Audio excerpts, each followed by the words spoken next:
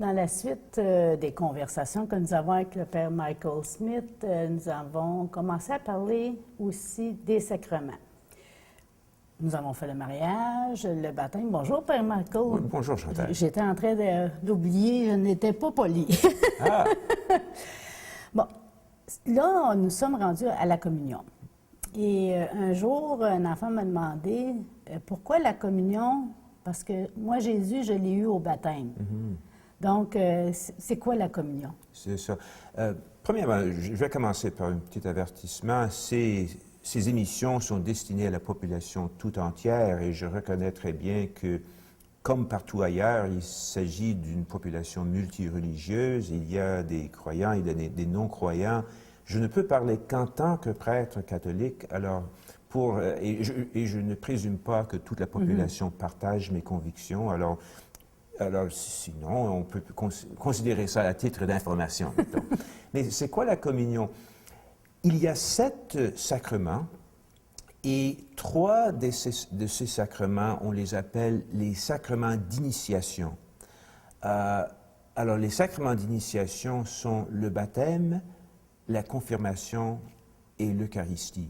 C'est-à-dire qu'on est pleinement initié à la communauté des croyants si on est baptisé, confirmé et si on a reçu sa première communion. Alors ça, c'est l'initiation.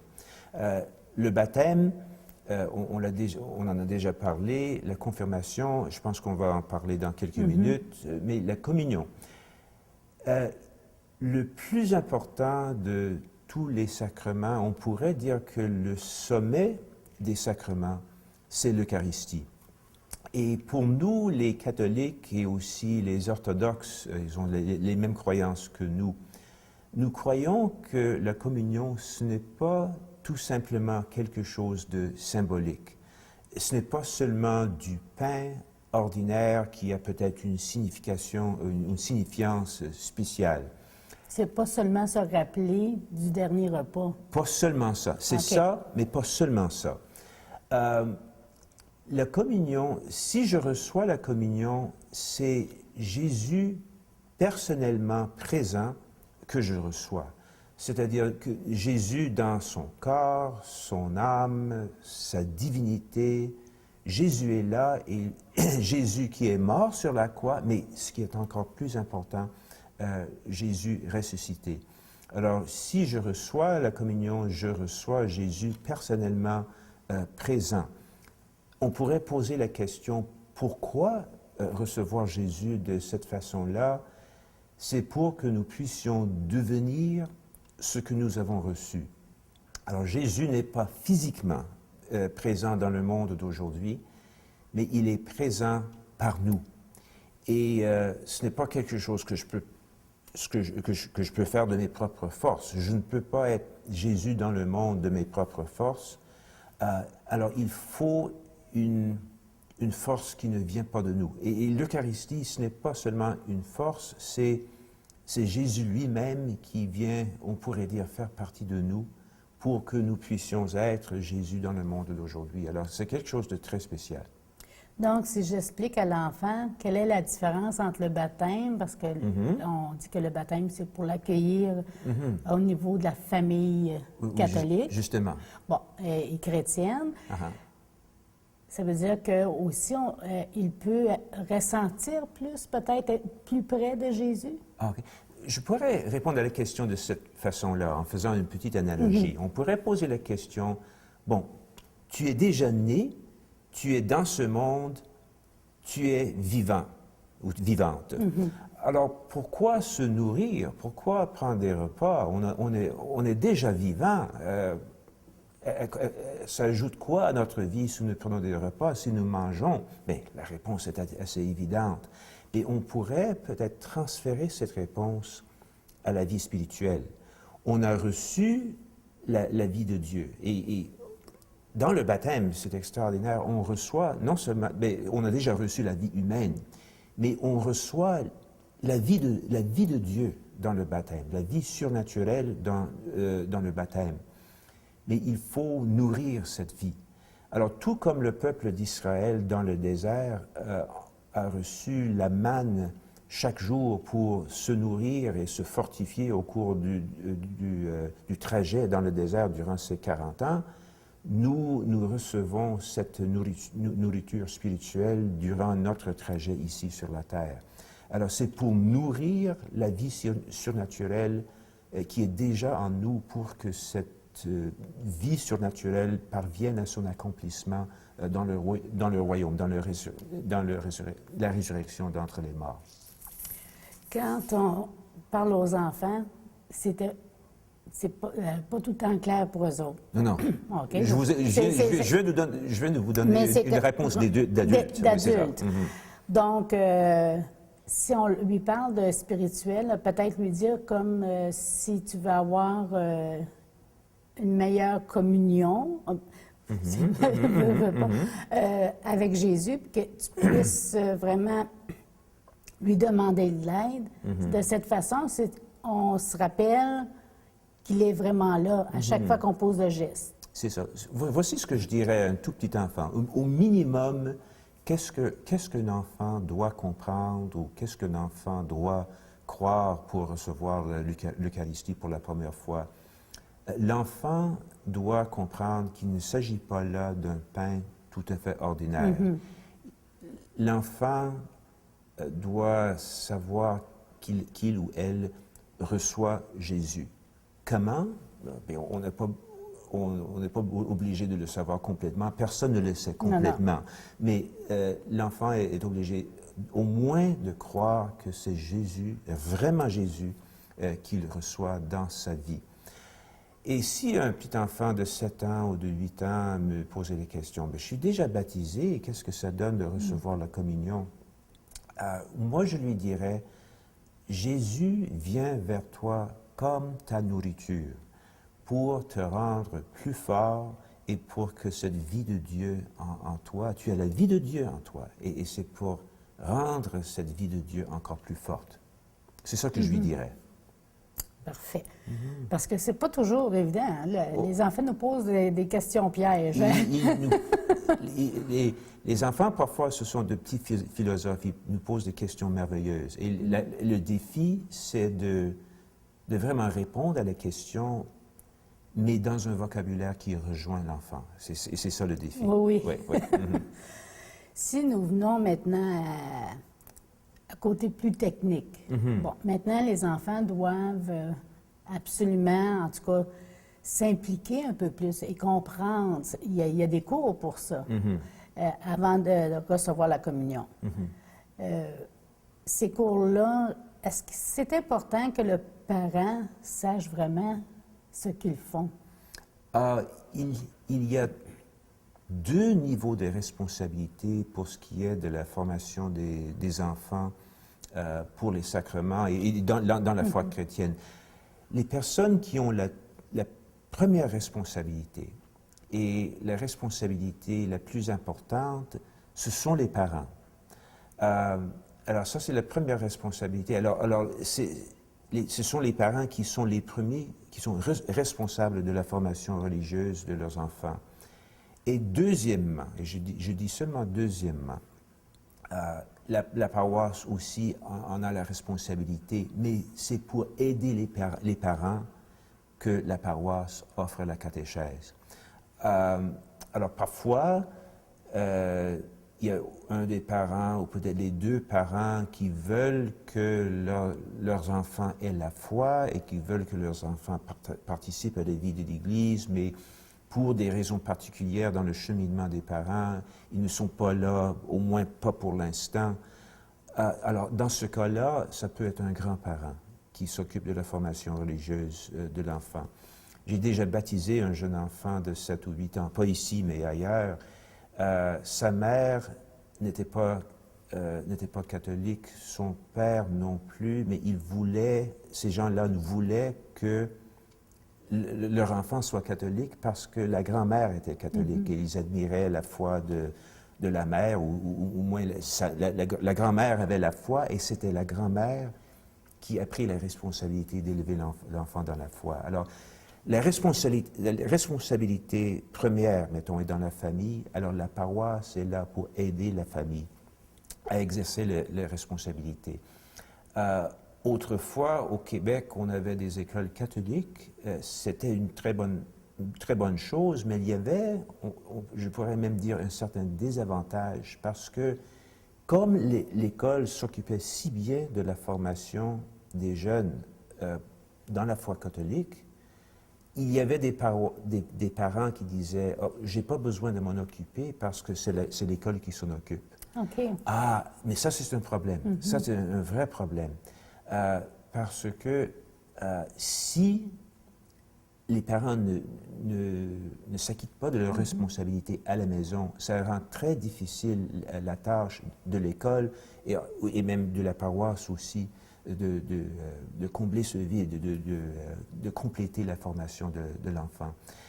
Maintenant qu'au Québec, que nous avons des écoles non confessionnelles, ça donne la responsabilité aux paroisses et aussi aux parents de s'occuper de la formation religieuse des enfants. Ce qui devrait être. Ah oui, oui, justement, oui. Donc, aussi, de là, l'importance, parrain-marraine, parce que quand on prend la responsabilité d'être parrain, Justement, oui, oui. on devrait aussi pouvoir aider l'enfant à éduquer au niveau spirituel. C'est ça.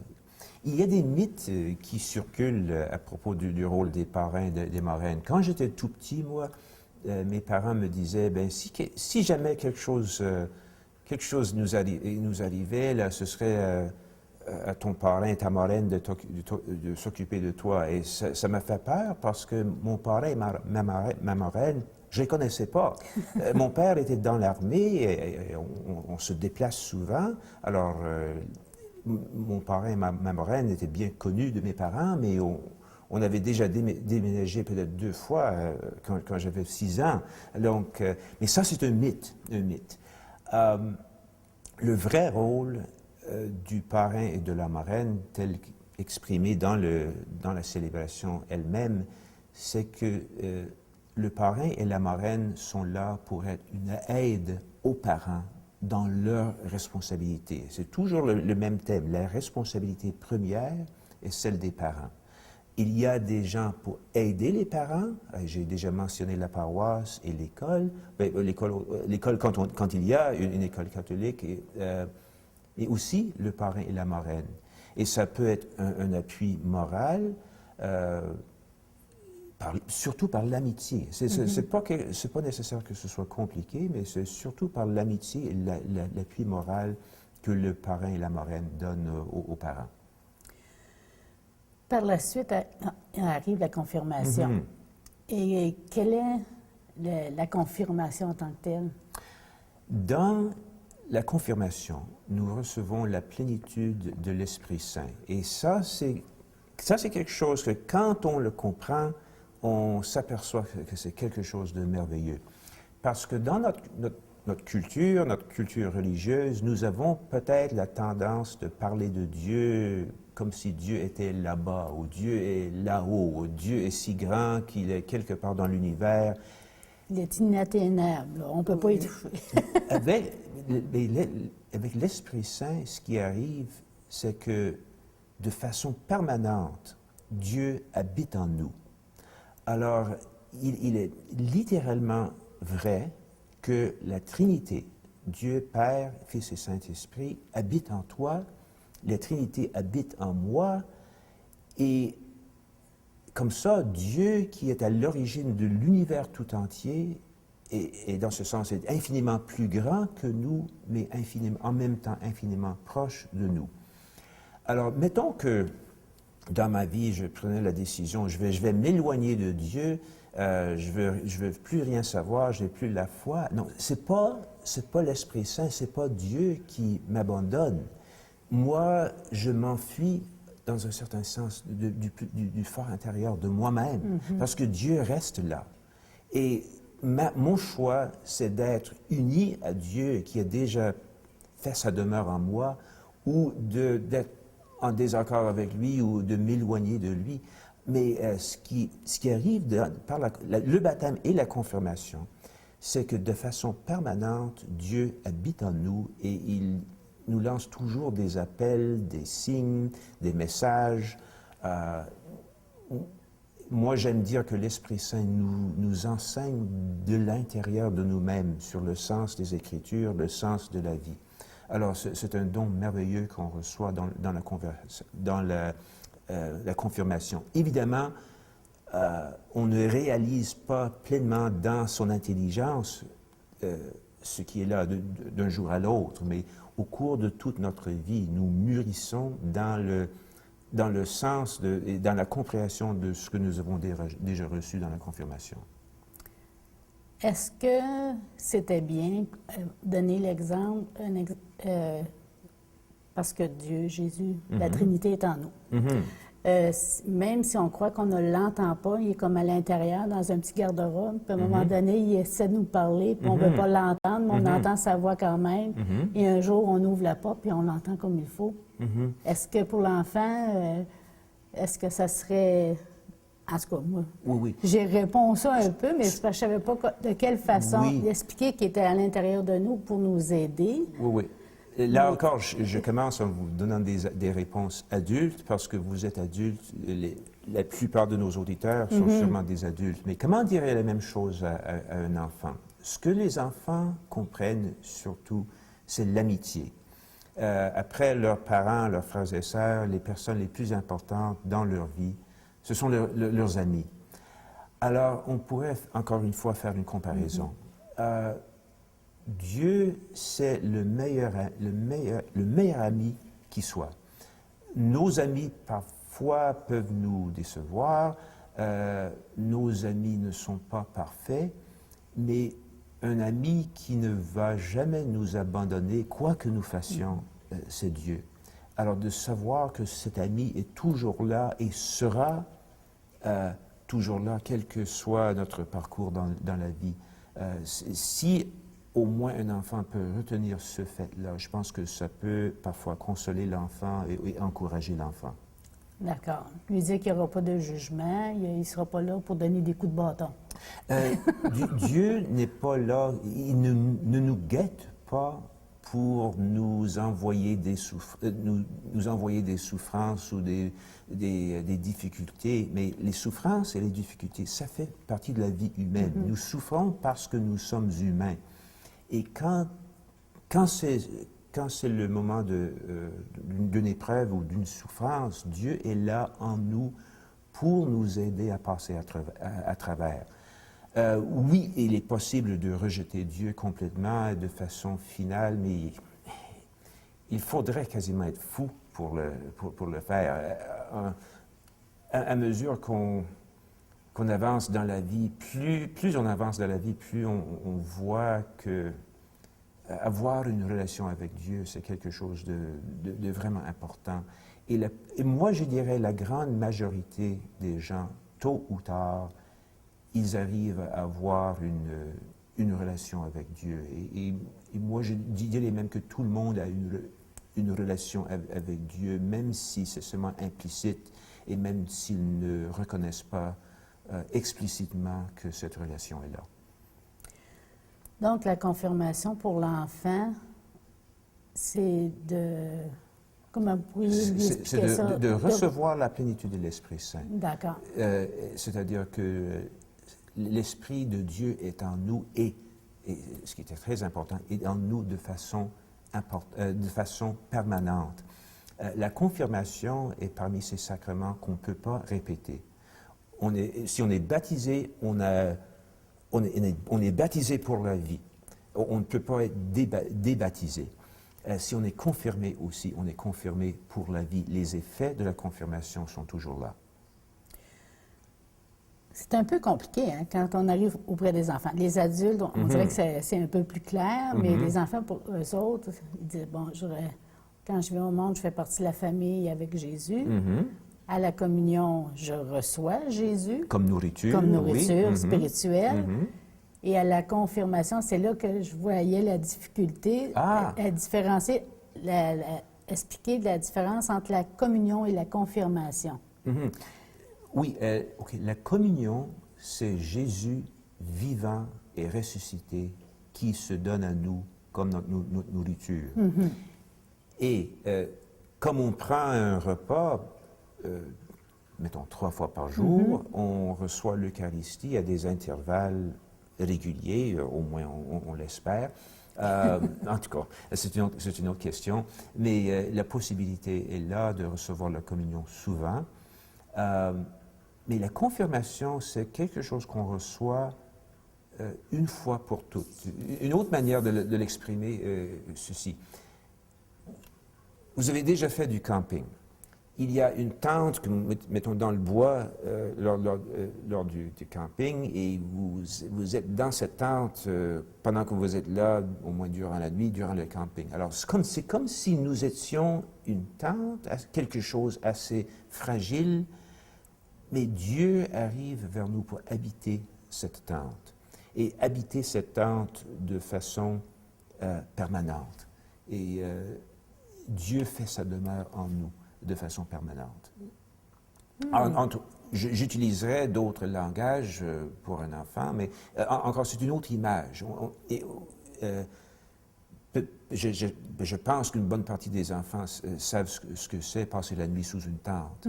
Alors, être dans une tente, Dieu entre dans nous comme si nous étions une tente, une demeure, et là, c'est la personne qui réside maintenant dans cette demeure.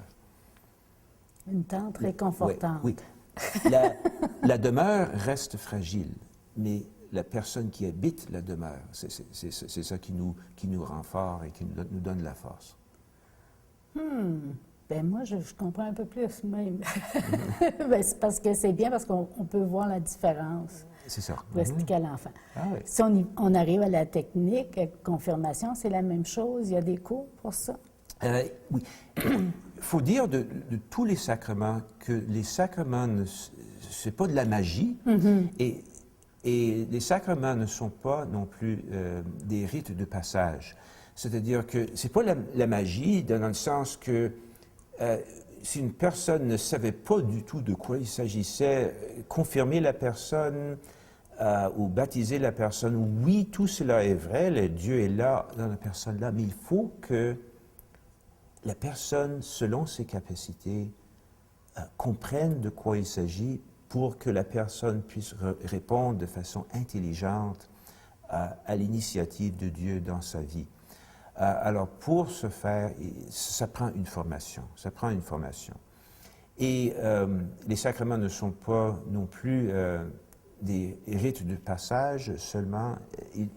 Les sacrements changent vraiment quelque chose dans notre vie. Et la confirmation, c'est pour de bon, c'est pour la vie.